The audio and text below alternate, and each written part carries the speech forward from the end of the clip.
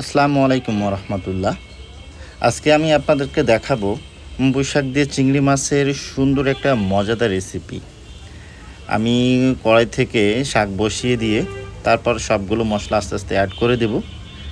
সাথে আমি যে চিংড়ি মাছটাও অ্যাড করে দেব। তারপরে একটু হলুদ, যেন বেশি হলুদ দেব না, যেন কালার যে সবুজ যে কালারটা নষ্ট হয়ে যায়। তার জন্য হালকা একটু হলুদ অ্যাড করব, সাথে একটু আপনার যে জিরার গুঁড়াটা অ্যাড করব, রাঁধুনি যে জিরার গুঁড়াটা আছে ওটা অ্যাড করে দেব। আপনারা অবশ্যই আপনাদের বাসায় ট্রাই করবেন, দেখবেন অনেক মজার একটা রেসিপি এটা। ট্রাই করবেন ইনশাল্লাহ।